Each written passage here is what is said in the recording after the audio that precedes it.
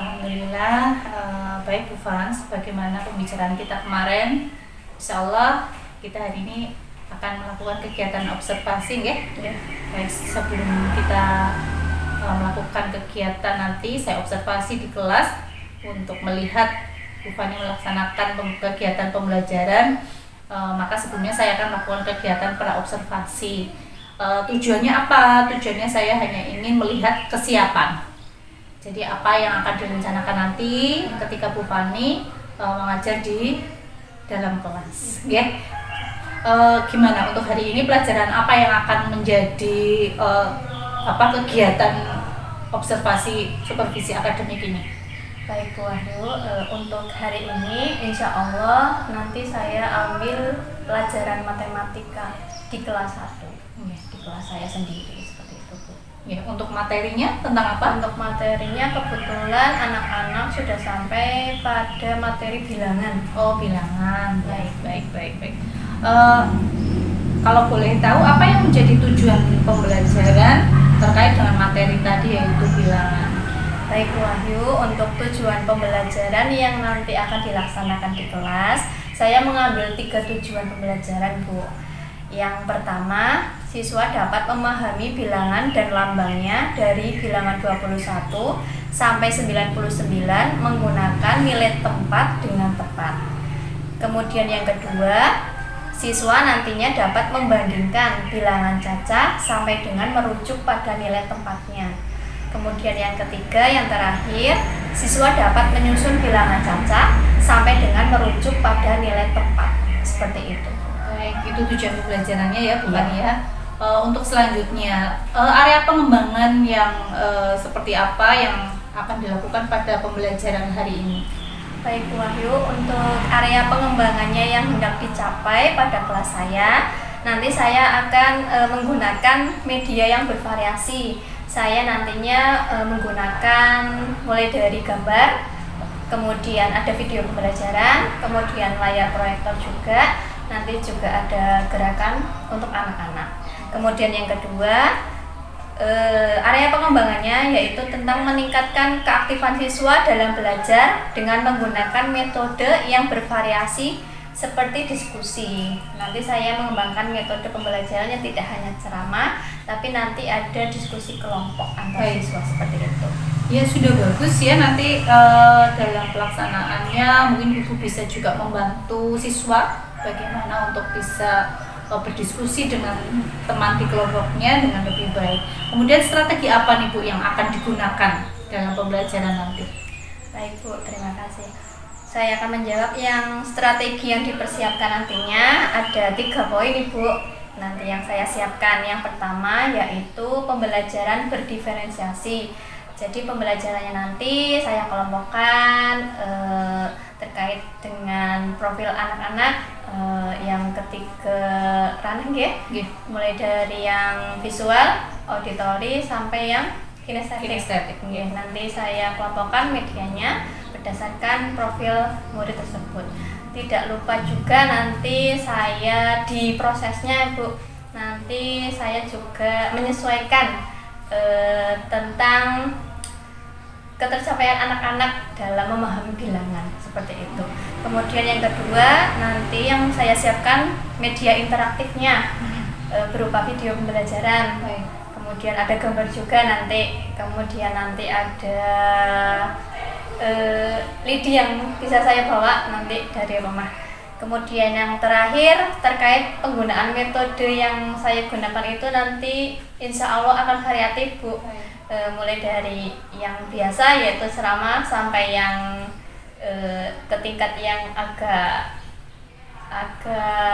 variatif buat siswa yaitu berdiskusi kelompok seperti itu. Baiklah Ibu, saya rasa nanti ini pembelajaran akan terlihat sangat menarik ya.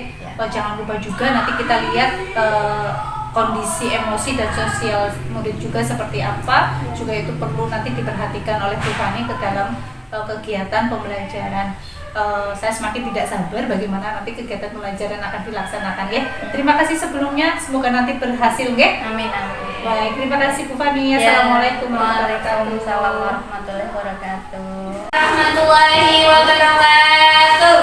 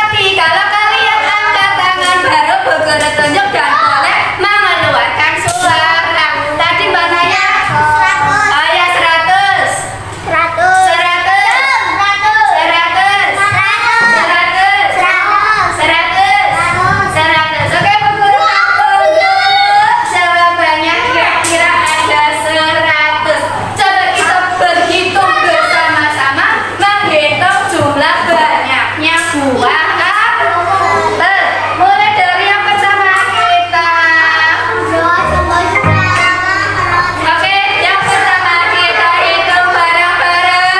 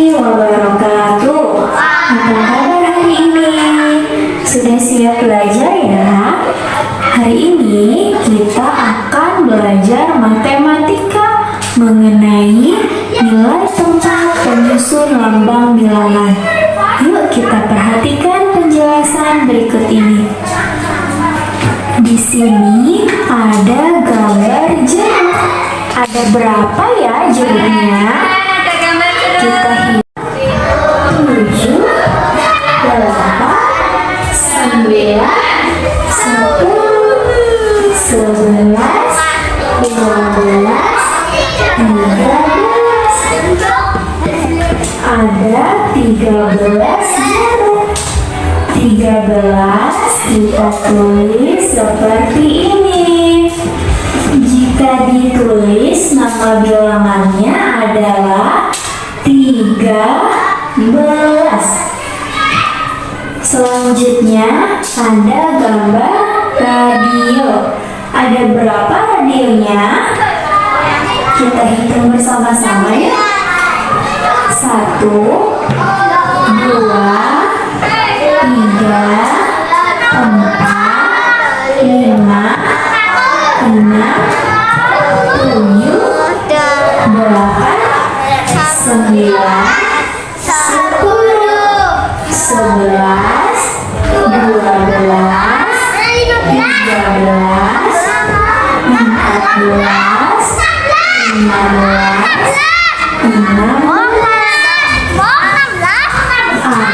16 radio. Nah, 16 kita tulis seperti 16. Untuk menentukan nilai tempat suatu bilangan selalu dimulai dari sebelah kanan. Perhatikan kotak di bawah ini. Yang berada di sebelah kiri adalah puluhan. Bagaimana cara menentukan dimulai dari sebelah kanan? Angka 3 berada di sebelah kanan. Artinya angka 3 adalah satuan. Dan angka 1 berada di sebelah kiri. Artinya angka 1 adalah puluhan. Dan 10. Ada 10 wortel. Ditambah di kotak yang kedua ada 1, 2, 3. Ada 3 wortel. 10 wortel. Ingat ya, 10 artinya 1 puluhan. Kita tulis di sini 1 puluhan. Ditambah 3 wortel. Artinya 3 satuan. Kita tulis 3 satuan. Jadi 1 puluhan ditambah 3 satuan sama dengan 13. Sekarang kita kerjakan bersama-sama latihan berikut ini. 1 puluhan ditambah 5 satuan sama dengan titik-titik. Berapa ya kira-kira isinya? Iya, betul sekali. Puluhan ditambah 0 satuan sama dengan titik-titik. Isinya adalah 20. Iya, pintar sekali. Selanjutnya 18 sama dengan titik-titik puluhan ditambah titik-titik satuan. Berapa ya kira-kira isinya? Ingat ya, kita lihat dari sebelah kanan. Nah, yang paling kanan adalah angka 8. Artinya 8 adalah satuan. Nah, di sini kita tulis 8. Berikutnya di sebelah kiri ada angka 1. Artinya 1 adalah puluhan. Kita tulis di sini 1 puluhan. Selanjutnya 10 sama dengan adalah satuan. Kita tulis di sini 0 satuan. Nah, di sebelah kiri ada angka 1 yang artinya angka 1 adalah puluhan. Kita tulis di sini 1 puluhan. Bagaimana anak-anak semua? Apa kalian sudah paham? Agar kalian lebih memahami, kerjakan latihan yang diberikan ibu guru ya. Sampai bertemu lagi di video selanjutnya. Wassalamualaikum warahmatullahi wabarakatuh.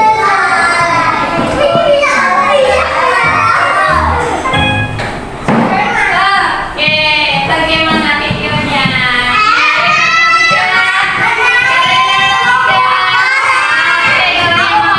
Menyimak pasti dan paham materinya. Cek semangatnya lagi, tambah sayang.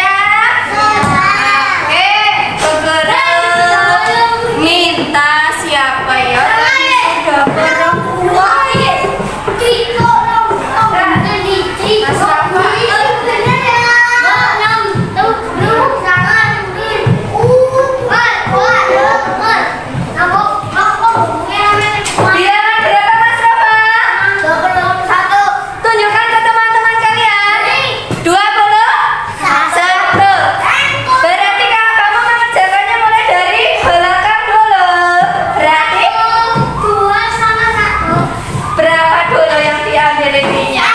Susun. Asam manis nak.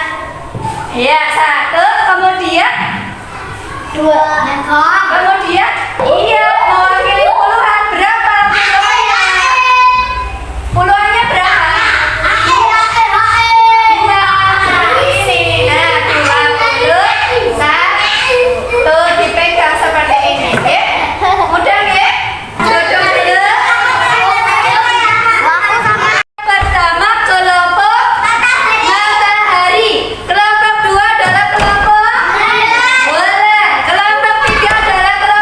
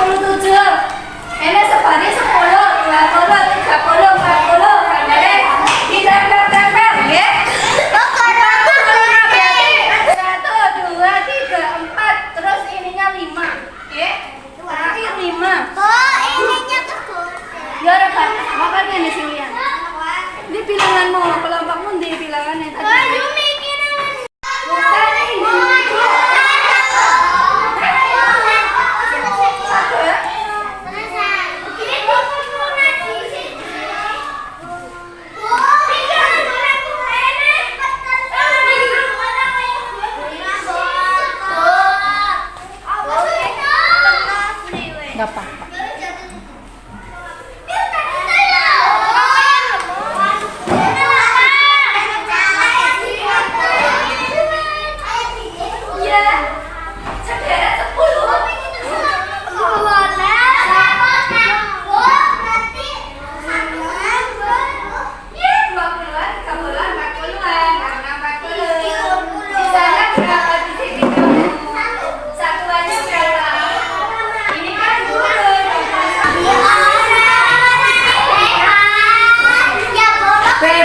Yang penting jumlahnya sederet itu 10 mewakili 1 puluhan.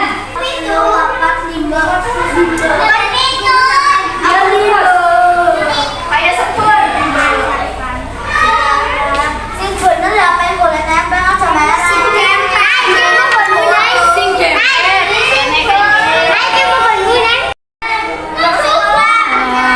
Bagus banget. Kerjasamanya pintar. Yuk. Nanti ada yang menempel 40 1 2 3 engko sing lene gunting. Sing pinter kuwi sinten? Mangko wis rampung terus istirahat. Langsung pulang ya ke 6.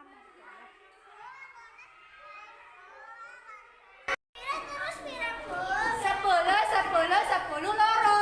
Oh, berarti. Ya nomor 10. 42.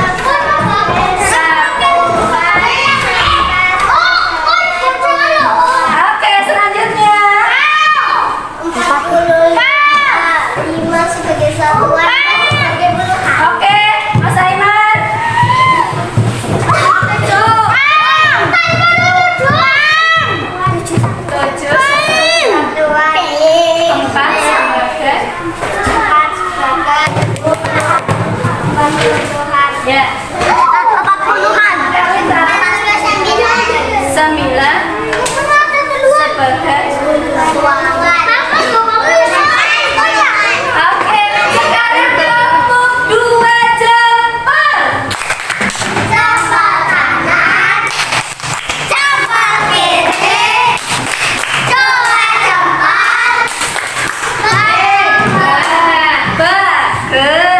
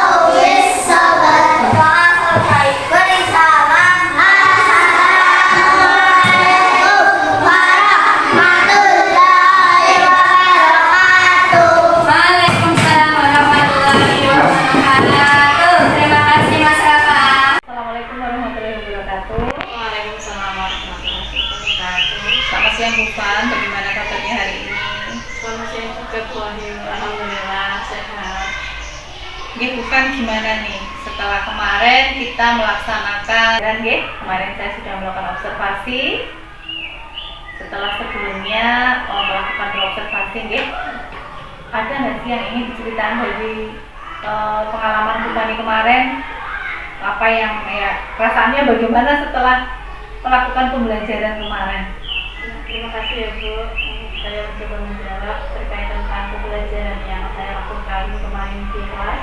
Kebetulan di kelas 1 Ibu, untuk kelasnya memang kelas saya sendiri yang saya ampuh.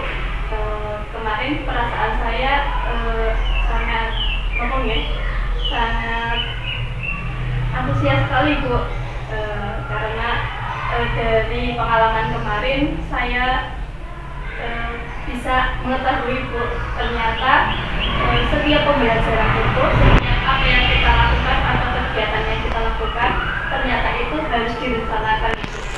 Memang betul ya, ada niat dan ada rencana, itu kunci nomor 1 dalam kegiatan kita. Untuk lebih lanjutnya lagi terkait pembelajarannya, menurut saya alhamdulillah Ibu sudah sesuai dengan rencana, walaupun ada sedikit yang belum sesuai, tapi sebagian besar sudah terlaksana seperti itu Ibu. Baik, alhamdulillah ya Bu Fani. Kemarin saya lihat juga pembelajaran berlangsung dengan tertib, lancar, siswa merasa senang, terlihat kemarin dari keaktifan siswa. Baik Bu Fani, setelah kemarin saya melakukan observasi di kelas, ada beberapa yang ingin saya sampaikan terkait dengan area pengembangan yang sebelumnya Bu Fani sudah menginginkan pada saat kita melaksanakan perobservasi. Ada area pengembangan yang ingin dilihat oleh saya selaku observer. Jadi dari hasil pembelajaran kemarin di kelas Bu Fani, ada beberapa yang ingin saya sampaikan. Yang pertama terkait aspek dan strategi pengembangan. Dalam hal ini Bu Fani kemarin kalau tidak salah ada pembelajaran berdiferensiasi, Kalau saya lihat kemarin Bu Fani sudah melakukan pembelajaran dengan melihat kebutuhan dari murid itu sendiri, baik dari segi cara belajarnya melalui auditori, visual, atau bahkan auditori visual, kinestetik juga, Jadi memang terlihat kemarin ada yang memang senang melihat video, memperhatikan juga dengan seksama, Ada yang hanya mendengarkan saja, tetapi ketika ditanya, alhamdulillah nyambung lah, istilahnya. Ada yang jalan-jalan, kita pikir tidak memperhatikan, ternyata memperhatikan. Jadi dari catatan terkait dengan pembelajaran diferensiasi kemarin, bisa saya katakan bahwa ada diferensiasi proses, konten, dan bahkan asesmennya kemarin saya lihat sudah berbeda. Dalam artian ketika ada beberapa anak yang belum bisa membaca, itu soal evaluasinya berbeda. Itu sudah terlihat di dalamnya. Kemudian terkait dengan area strategi pengembangan penggunaan media interaktif, juga kemarin Bu Fani sudah menggunakan berbagai macam media yang interaktif, misalnya seperti ada PowerPoint, kemudian ada video belajar juga di situ, adanya alat peraga juga, dan itu kemarin ada lidi juga, untuk menghitung, ada lidi, tusuk sate itu kemarin, itu menurut saya sudah lebih dari cukup, dalam artian tidak hanya satu media yang digunakan, sudah bervariasi dan juga interaktif. Terbukti anak-anak semangat sekali kemarin. Kemudian terkait dengan metode, kemarin Bu Fani juga sudah menggunakan beragam metode, tidak hanya monoton di ceramah, kemudian juga ada tanya jawab di dalamnya, serta ada diskusi. Saya lihat dari pembelajaran yang dilakukan, sekali lagi saya menekan bahwa menurut saya sudah tercapai, baik dari pembelajaran berdiferensiasi dari segi proses yang dilakukan, kemudian dari kontennya, dan juga asesmen yang menunjukkan yang istilahnya Bu Fani ingin mengembangkan dirinya di bagian tersebut sebagaimana yang kita bicarakan pada saat praobservasi. Kemudian juga tadi sudah disebutkan penggunaan media dan metode. Maka ketika saya melihat RPP-nya juga Bu Fani, sudah dijelaskan sedemikian rupa rinci apa saja yang langkah-langkah yang akan dilaksanakan. Hampir sebagian besar sudah dilaksanakan sesuai dengan rencana yang sudah dipersiapkan sebelumnya. Itu hasil dari pengamatan saya kemarin ketika melakukan observasi di dalam kelas. Nah, terkait dengan pembelajaran yang kemarin dilaksanakan nih Bu Van, kira-kira menurut Bu Van sendiri ya, ada nggak sih yang menjadi hambatan atau kendala atau yang dirasakan belum maksimal dalam proses pembelajaran tersebut? Saya mau jawab nih terkait tentang hambatan yang kemarin saya hadapi nih Bu. Pada saat saya merencanakan itu sih yang saya lakukan itu tidak ada hambatan.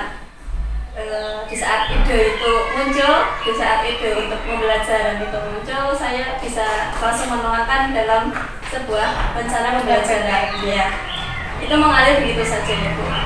Tapi ketika rencana sudah tertulis ya Bu, dan yang harus dilakukan di kelas, nah itu Bu, yang muncul di situ Ibu. Mulai dari persiapan Ibu, persiapan baik alat peraga itu juga harus dipersiapkan secara matang, walaupun hanya sebatang lidi Bu. Kalau lidi itu tidak ada, pembelajaran itu tidak akan berjalan seperti itu. Walaupun di setiap rumah mesti ada sapu lidi, tapi kan lidi itu juga harus dipotong, juga harus bagaimana biar bersih, bagaimana lidi itu bisa mewakili kalau satu satuan itu adalah nilainya, satu bendera itu adalah puluhan, seperti itu harus sama rata, sama tinggi juga. Kemudian di sekolah juga terkait dengan persiapan untuk PowerPoint harus ada sound, kemudian laptop juga harus ada, kemudian layar proyektor juga yang wajib harus ada di sekolah itu. Kemudian untuk selanjutnya terkait tentang hambatan itu tentang alat peraga ya Bu. Kalau untuk hambatan di kegiatan pembelajarannya, alhamdulillah sudah berjalan, tapi ada beberapa peserta didik. Di sini hambatan saya ternyata di peserta didik Ibu. Walaupun sebagian besar itu dari 20, ternyata hanya 19 yang mau mengikuti pembelajaran. 19 anak ini sudah mau Ibu, tapi ada satu anak ini yang ya seperti itu. Ya, yang menurut saya dia unik Bu. Ya alhamdulillah, tapi teman-teman yang lain itu masih tetap fokus Ibu. Terus sampai pembelajaran berakhir. Kalau hambatan-hambatan yang lain, karena setiap anak itu kan mempunyai kemampuan sendiri-sendiri. Saya tidak mau memaksakan kalau anak ini bisa membilang, kalau anak ini bisa menyusun secara lengkap, kalau anak ini bisa membilang 1 sampai 100, saya tidak memaksakan Ibu. Tapi yang saya rasa yang paling saya hambatan kemarin itu ya si anak ini, satu anak ini, seperti itu Ibu. Baik, dari penjelasan tadi bisa saya simpulkan bahwa yang menjadi kendala pertama mungkin dalam persiapan untuk membuat alat peraganya butuh waktu, butuh tenaga yang ekstra ketika membuat alat peraga. Kemudian terkait dengan sarana prasarana ya, persiapan ketika ada PowerPoint gitu kan yang harus ditampilkan, butuh juga sarana prasarana, membutuhkan juga tenaga dan waktu istilahnya dan juga dari murid kendala yang dihadapi. Tetapi saya patut memberikan apresiasi terkait dengan apa upaya yang dilakukan Bu Fani dengan memberikan kebebasan kepada murid kemarin untuk bagaimana murid itu merasa siap. Ketika memang dia tidak mau mengikuti pembelajaran, dengan Bu Fani memberikan kebebasan, monggo siapnya kapan ya, kemudian mungkin siapnya ketika di akhir pelajaran ya. Jadi saya memberikan apresiasi seperti itu, artinya Bu Fani sudah melihat apa kebutuhan siswa ini tanpa harus ada paksaan di dalamnya. Itu menjadi catatan positif untuk diri saya kemarin. Kemudian ini Ibu terkait rencana tindak lanjut ke depan setelah kemarin ada pengalaman ya, sudah merencanakan pembelajaran dengan baik, melaksanakan juga, ada proses interaksi dengan murid yang aktif di dalamnya. Apa sih yang ingin praktek baik ini yang ingin diteruskan ke depannya? Baik Ibu, terima kasih ya. Terkait tentang tindak lanjut yang nanti saya lakukan ya, terkait dari pembelajaran terakhir kemarin, untuk tindak lanjutnya saya akan mencoba menerapkan sebelum kita melakukan pembelajaran harus ada rencana, yaitu harus membuat sebuah rancangan rencana pembelajaran agar suatu tujuan pembelajaran itu bisa tercapai gitu. Itu yang pertama. Kemudian yang kedua, tindak lanjut yang akan saya lakukan itu terkait penggunaan alat peraga atau media. Mungkin akan lebih variatif ya Bu. Kemarin sudah mencoba berbagai macam media. Untuk yang selanjutnya mungkin akan mencoba media-media yang lain Ibu. Tidak hanya menggunakan video pembelajaran di kelas, bisa outing kelas Ibu, keluar di kelas, mencoba bereksplorasi dengan alam. Itu yang mungkin masih ada bayangan di situ Ibu. Anak-anak bisa keluar untuk lebih belajar dengan alam. Kemudian selanjutnya terkait tentang metode juga saya berkeinginan lebih variatif dan tidak hanya ceramah saja, tidak hanya tanya jawab saja. Betul. Padahal kan metode dan model itu berbagai macam Ibu. Saya kepengen menerapkan model pembelajaran yang tidak biasa saja seperti itu. Kemudian terkait asesmen juga Ibu, saya mencoba dari pembelajaran yang kemarin, ternyata untuk asesmen itu tidak bisa harus disamakan satu asesmen itu untuk semua siswa, karena setiap siswa itu memiliki kemampuan sendiri-sendiri seperti itu Ibu. Baik Bu Fani, saya ucapkan terima kasih atas waktunya dari berobservasi. Kemudian kemarin kita sudah melaksanakan pembelajaran, saya berkesempatan untuk melakukan observasi, dan pada kesempatan kali ini kita bisa sharing, kemudian bisa melakukan refleksi bagaimana setelah melakukan kegiatan pembelajaran kemarin. Saya yakin Bu Fani punya kompetensi yang bagus, dalam artian sudah menjadi tugas Bu Fani sebagai guru, sudah punya modal istilahnya untuk bisa meningkatkan pembelajaran di selanjutnya. Saya yakin Bu Fani insya Allah akan berhasil, dan saya berdoa semoga apa yang menjadi rencana Ibu semoga bisa terlaksana dengan baik dan menjadi peningkatan kualitas pembelajaran di sekolah kita ini. Terima kasih atas waktu yang diberikan. Mohon maaf sudah mengganggu waktunya. Mungkin saya akhiri Ibu. Terima kasih. Assalamualaikum warahmatullahi wabarakatuh. Waalaikumsalam.